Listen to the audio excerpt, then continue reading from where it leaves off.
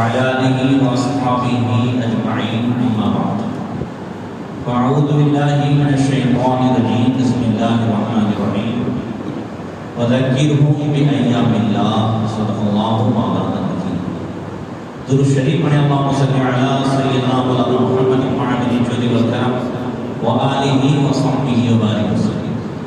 ہمارا جمعرات کی طرح آج بھی علم دین سیکھنے سکھانے کی غرض سے حاضر ہوئے. اللہ تعالیٰ ہم سب کو علم نافع عطا فرمائے, عمل صالح کی توفیق عطا فرمائے. اس اجتماع کو, اس محفل کو ہمارے لیے ذریعہ نجات بنائے. مولا کریم ہمیں جو کچھ بھی سیکھیں اس کو عمل کرنے کی توفیق عطا فرمائے.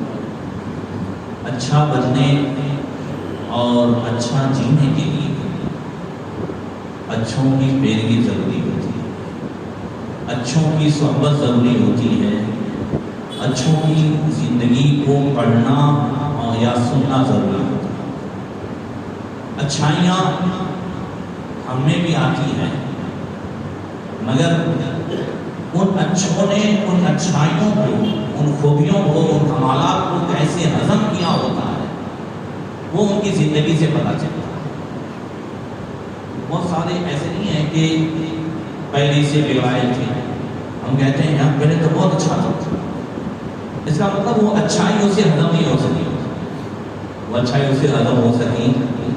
اچھائی چاہے علم کی شکل میں ہو, اچھے اعمال کی صورت میں ہو, بڑے مقام کی صورت میں ہو, ان تمام کو ہضم کیسے کرنا ہے, اگر اس کا طریقہ ہمیں جاننا ہے تو جو اچھے ہو کر کے دنیا سے چلے گئے اور جن کے اندر یہ سارے کمالات تھے, ساری اچھائیاں تھیں, ان کو ہم دیکھیں کہ انہوں نے ان اچھائیوں کو ہضم کیسے کیا. آپ دیکھیں علم کے حساب سے سب سے زیادہ امام اعظم ابو حنیفہ رضی اللہ تعالیٰ عنہ کے پاس ہیں. امام شافعی فرماتے ہیں کہ علم کے 4 حصے کرو تو ہم 3 حصے 75% علم امام اعظم کے ساتھ خاص مانتے ہیں. اب یہ اتنا بڑا علم ہے, اتنی بڑی اللہ تعالیٰ نے نعمت عطا فرمائی, ہضم کیسے کیا امام اعظم نے؟ فرماتے ہیں لولا السنتان لہلک الموت. اگر امام جعفر صادق کی صحبت کے 2 سال ابو حنیفہ نعمان بن ثابت کو نہ ملتے تو نعمان بن ثابت ابو حنیفہ ہلاک ہو جاتا. مطلب یہ ہے کہ اس علم کو ہضم کرنے کے لیے کسی اچھے کی تربیت اور ٹریننگ ضروری ہے. ان کی علم کی کمی نہیں تھی, مگر اس کے لیے تربیت, اس کے لیے روحانیت, اس کے لیے تصوف, اس کے لیے ٹریننگ, اس کے لیے کسی اچھے اور بڑے کی بارگاہ میں زانو ادب طے کرنا یہ ضروری تھا, جو امام اعظم نے ہم کو بتایا. اچھا اچھوں کی صحبت مل گئی, اچھوں کی صحبت نہیں مل گئی تھا ہے, مگر وہ بھی اچھی نہیں, وہ بھی ہضم نہیں ہوتی. بڑے بڑے آج جو اچھے ہیں ان کے ارد گرد والوں کو دیکھو, سب سے زیادہ بگڑائے, سب سے زیادہ بد اخلاق, سب سے زیادہ بد زبان. پتہ یہ چلا کہ اچھوں کی صحبت بھی ہضم کرنی پڑتی ہے. اب اس کے لیے دیکھو باعث گستاخی ہے, انہیں بھی امام جعفر صادق کی صحبت نصیب ہوئی. ایک دن امام جعفر صادق نے فرمایا کہ باعث کتاب میں کتاب رکھی ہے, لے آؤ. وہ گئے, تھوڑی دیر میں آئے, حضور کتاب کہاں ہے؟ فرمائے اتنے سال سے یہاں پر, معلوم نہیں ہے کہ کتاب کہاں ہے. کہا حضور اتنے سالوں میں کبھی آنکھ ادھر ادھر نہیں ہوئی ہے, آپ کے سوا میں نے کسی کو دیکھا ہی نہیں. یہ ہے اچھوں کی صحبت. ایک طلب, ایک لگن, جب لگن ہونا تب اچھوں کی صحبت اثر کرے, تب ان سے فائدہ ہو. بس گلے لگایا, اب تمہارا کام مکمل ہو گیا. کیا ہو گیا؟ کام کتاب سے مکمل نہیں ہوا, کام پڑھنے سے مکمل نہیں ہوا. انہوں نے کہا میں نے اتنے سالوں تک آپ ہی کو دیکھا ہے. اب لگن سمجھ میں آ گئی, طلب سمجھ میں آ گئی, اور سینے سے لگایا, کہا تمہارا کام مکمل ہو گیا. تو اچھائیوں کو ہضم کرنا نسب کے حساب سے, علم کے حساب سے امام جعفر صادق رضی اللہ تعالیٰ عنہ میں اتنی ہوتی ہے, مگر اس کے باوجود اب ان کو دیکھیے کہ انہوں نے کس طریقے سے ہضم کیا. اتنے کمالات, اتنی خوبیاں سب ہونے کے باوجود بھائی جب اتنے کمالات ہو تو پھر یہ بھی تو آتا ہے میرے جیسا کون، میں سب سے اچھا ہوں، میرا سب سے معاملہ یہ ہے۔ اب دیکھیں کہ امام جعفر صادق رضی اللہ تعالیٰ عنہ کی شاگرد یعنی غلام ہیں، کیا ہیں؟ غلام۔ ان غلاموں کو ایک دن بٹھایا اور سب سے کہتے ہیں چلو آج اپنے وعدہ کریں، عہد کریں کہ قیامت کے دن ہم میں سے جو سب سے پہلے چھٹ جائے، جس کی بخشش ہو جائے، وہ دوسرے کی شفاعت کرے۔ غلاموں نے کہا حضور آپ کو اس کی کیا ضرورت ہے؟ آپ کے نانا جان صلی اللہ علیہ وسلم تو خود جو ہے شفاعت کے دھنی ہیں، وہ آپ کے نانا ہیں، آپ کو اس کی کیا ضرورت ہے؟ فرمایا مجھے ڈر لگتا ہے کہ میں اپنے ان بے عملی اور ایسی زندگی کے ساتھ میں کس عمل سے اپنے نانا کے کو منہ دکھاؤں اور ان کے سامنے آؤں، ورنہ مقام اتنا اونچا ہے، اتنا اونچا ہے کہ زبان سے جو نکلتا تھا اللہ تعالیٰ پورا فرما دیتا تھا۔ حج کے سفر میں تھے ایک مرتبہ اور ایک جگہ سے گزر ہوا جہاں سب درخت سوکھے ہوئے تھے، کھجور کھانی تھی، انہوں نے کچھ کہا امام جعفر صادق نے اور دعا کی اور درختوں سے کہا کہ ہماری روزی جو تمہارے پاس ہے وہ ہم کو دو۔ فوراً وہ درخت جو ہے وہ ہرے بھرے ہوئے کھجور کے اس میں گچھے لٹکنے لگے اور گچھے لٹکنے لگے بلکہ امام جعفر صادق پر جیسے گرنے لگے، اتنے جھک جھک کر کے ڈالیاں جھکنے لگی۔ آپ نے لیا، کھانا شروع کیا، کھلایا سب کو۔ ایک دیہاتی اجنبی وہ جانتا نہیں تھا، اس نے کہا اللہ آج سے بڑھ کر میں نے کوئی جادو نہیں دیکھا، اتنا بڑا جادو نہیں دیکھا۔ امام جعفر صادق فرماتے ہیں ہم لوگ جادوگر نہیں ہیں، ہم اہل بیت میں سے، ہم جو کچھ کہتے ہیں اللہ پورا فرما دیتا ہے۔ میں اگر کہوں کہ تو کتا بن جائے گا تو کتا بن جائے، تو اس نے کہا ہاں کہہ کے دیکھو۔ جب اللہ والا کو اپنے جیسا لوگ سمجھے نا تب یہ نتیجہ ہوتا ہے۔ بولے کہہ کے دیکھو، امام جعفر صادق نے ہاں تو بن جائے کتا، فوراً بن گیا۔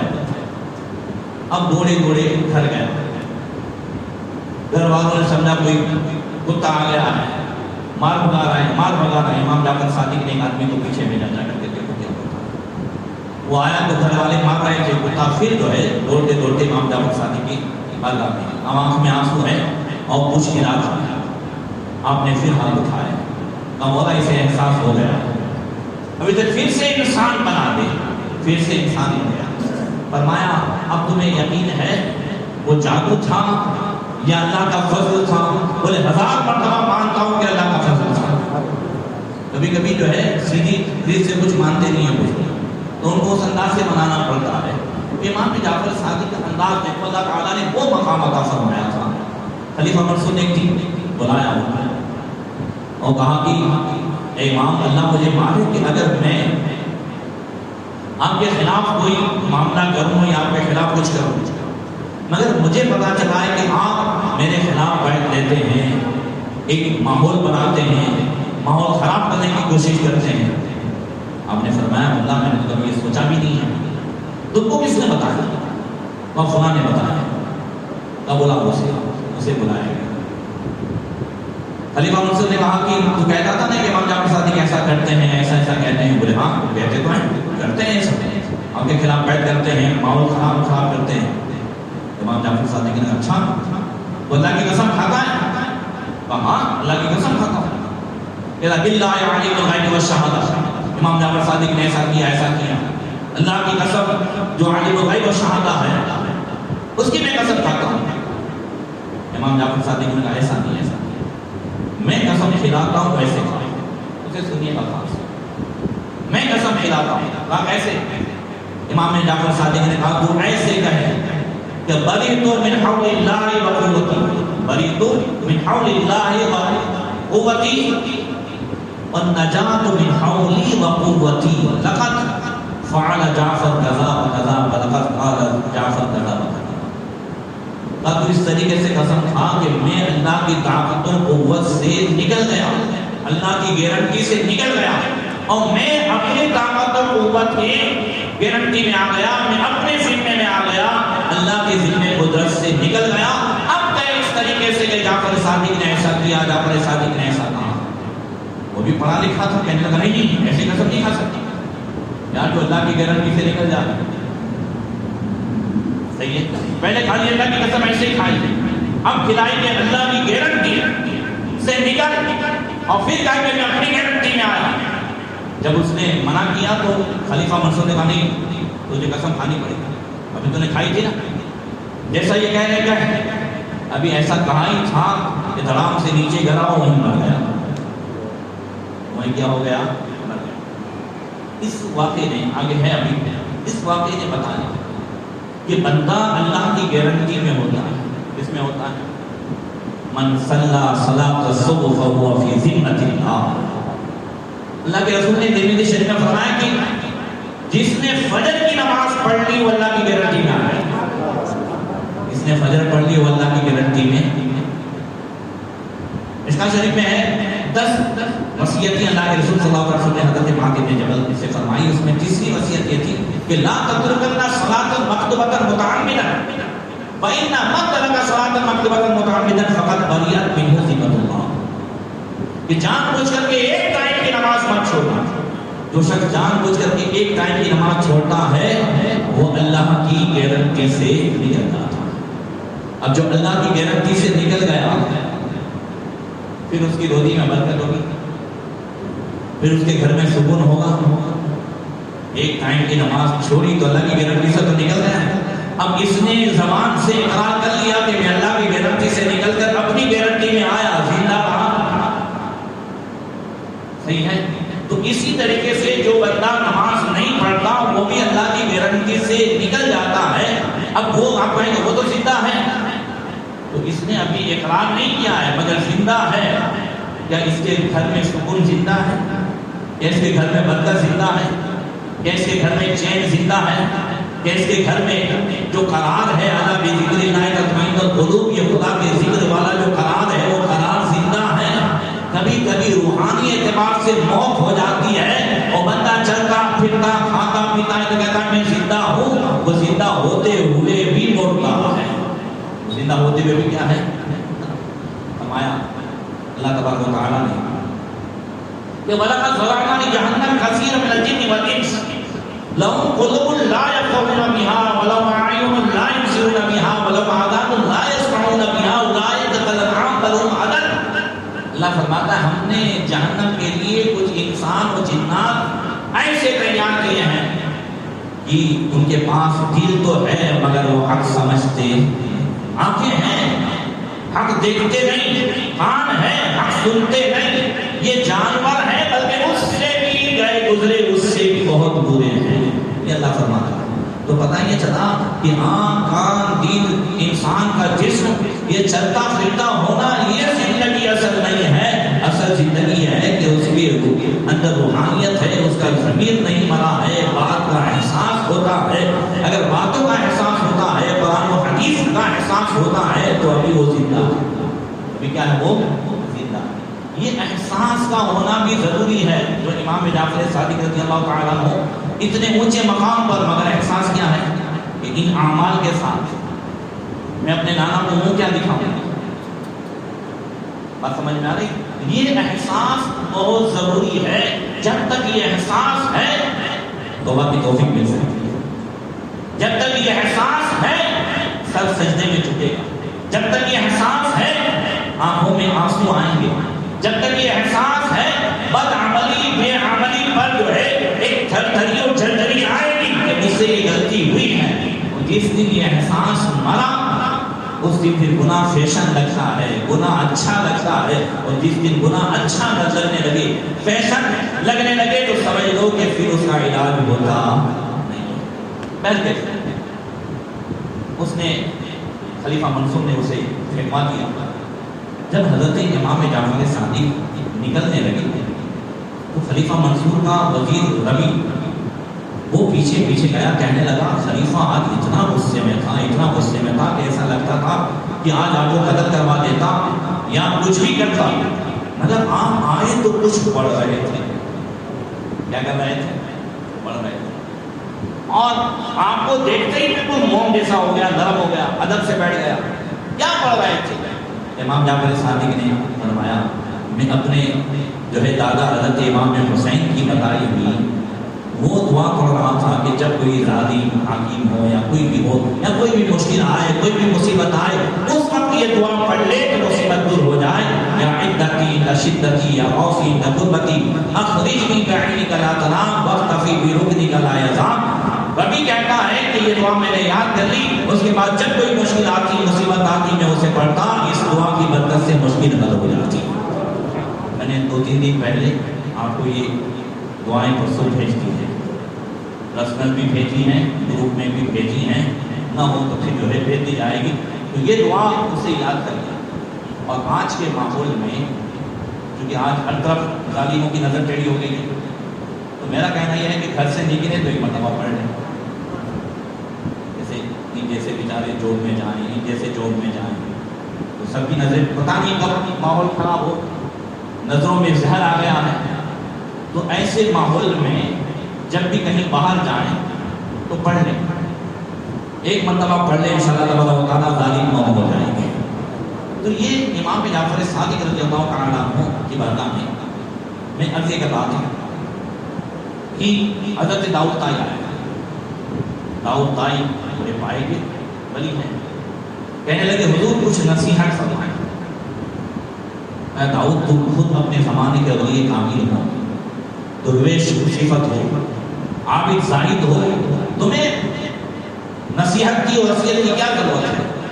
تو حضرت داؤد طائی نے کہا کہ اللہ تبارک و تعالیٰ نے اس زمانے میں آپ کو جو مقام دیا ہے, آپ اہل بیت رسول میں سے ہیں, آپ رسول اللہ صلی اللہ علیہ وسلم کی آل میں سے ہیں, اس مقام کے حساب سے آپ پر واجب ہے کہ ہم جیسوں کو نصیحت کریں. تو حضرت امام جعفر صادق ہونے لگے, کہنے لگے داؤد مجھے تو یہ اندیشہ ہے کہ کل قیامت کے دن میرے نانا میرا مہربان پکڑ کر کے یہ نہ کہے کہ تو نے میری سنتوں کی پیروی کیوں نہیں کی, تو نے میری پیروی کیوں نہیں کی. اللہ ان کی زندگی کا ہر لمحہ یا تو تلاوت قرآن میں ہو, یا روزے سے ہو, یا عبادت میں ہو, یا ذکر و اذکار میں ہو, یا پڑھانے میں ہو, مگر اس کے باوجود وہ اس بات کا اندیشہ کر رہے ہیں. اس کو کہتے ہیں کہ تمام تر خوبیوں کو ہضم کیسے کرنا, تمام تر خوبیاں ہضم کیسے ہو.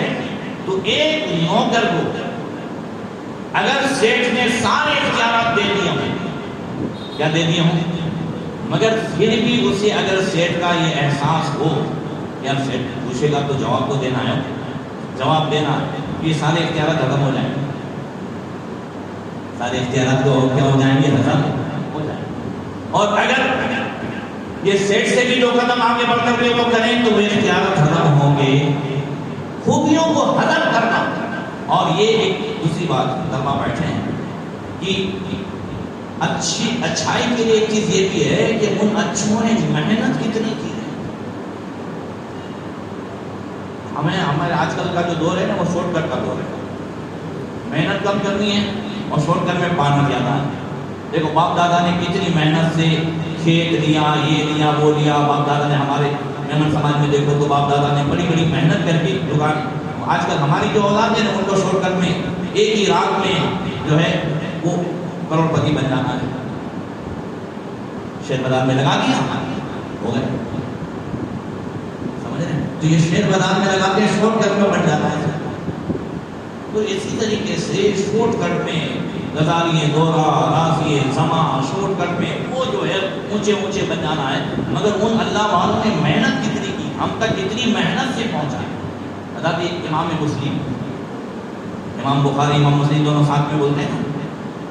حضرت ابو الحسن امام مسلم سبحان اللہ, جن کی ابھی 24 رجب کو جن کے وصال کا دن ہے, اتنی محنت سے احادیث جمع کی اور اتنی محنت کی کہ الحمدللہ آج احادیث کی کتاب میں صحاح ستہ میں دوسرے نمبر پر حضرت امام مسلم کی کتاب مسلم شریف ہے.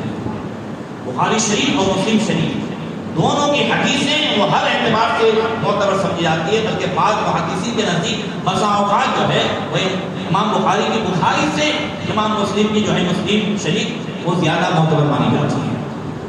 تو وہ امام مسلم جنہوں نے اتنی محنت سے وہ کیا.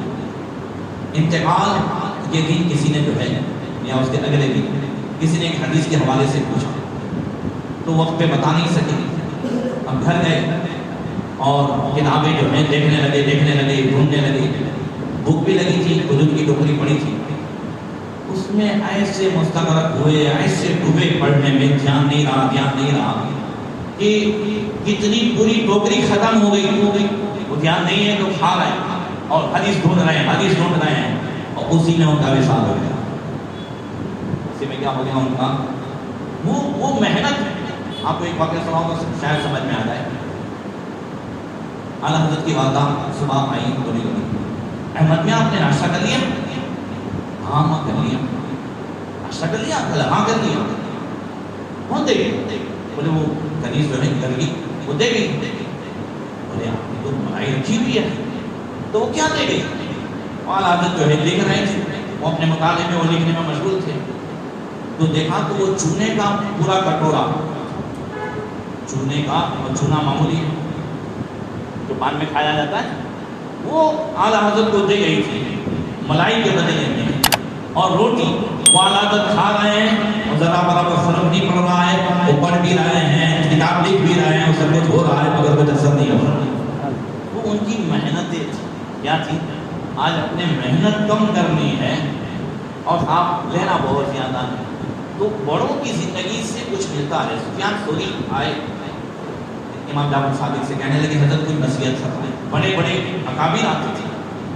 فرمایا سفیان جھوٹوں پہ مروت نہیں ہوتی. ان 4 باتوں سے آپ نے جو ہے ان باتوں سے بھی روکا ہے، ان کی صحبت سے بھی روکا ہے. فرمایا جھوٹوں میں مروت ہوتی نہیں اور حاسدوں کو کبھی راحت حاصل نہیں ہوتی. جو حسد کرتے ہیں تو ارسالوں کو کبھی راحت ہوتی نہیں. وہ خود کے سکھ سے سکھی نہیں ہوتے، وہ خود کے دکھ سے دکھی نہیں ہوتے، دوسروں کے سکھ سے دکھی ہوتے. کیا ہوتے ہیں؟ خود کے دکھ سے دکھی ہوتے نہیں. حاسد کس سے ہوتے ہیں؟ دکھی دوسروں کے سکھ سے. تو حاسدوں کو کبھی راحت ہوتی، اس لیے کہ اس کے حسد کرنے سے اللہ تعالیٰ اس کی نعمت کو گھٹائے گا نہیں. وہ بڑھتی جائے گی، نعمت بڑھتی جائے گی، تو اب اس کی بھی جو ہے مصیبت بڑھتی جائے گی، اس کو کبھی راحت ملے گی. فرمایا بد اخلاق کو کبھی بزرگی نہیں ملتی. بد اخلاق کو کبھی بزرگی، اور بادشاہوں میں کبھی اخوت ہوتی نہیں. ان میں کبھی محبت نہیں ہوتی، اخوت بھائی چارگی نہیں ہوتی. بڑے بڑے بادشاہ کے لیے بھائی کو بھی مروا دیتے، بیٹے کو بھی مروا دیتے. ہوتا ہے، پہلے بھی ہوتا تھا حضور کے زمانے سے پہلے، بعد میں بھی ہونے لگا. بیٹھ کے پھر حضرت سفیان ثوری حضرت اور کچھ نصیحت. فرمایا ہاں اللہ نے جو چیزیں حرام کی ہے نا اس سے بچنے کی کوشش کر تو بہت بڑا عابد ہو جائے گا. کیا ہو جائے گا؟ بہت بڑا. اور اللہ نے جو تیری قسمت میں رکھا ہے اس پہ راضی ہو جائے تو پکا مسلمان ہو جائے. وعلی اللہ فلیتوکل المؤمنون. مومنوں کو اللہ پر بھروسہ ہوتا ہے. یہ اللہ والوں کی زندگی سے ہمیں یہ سب سیکھنے ملتا ہے.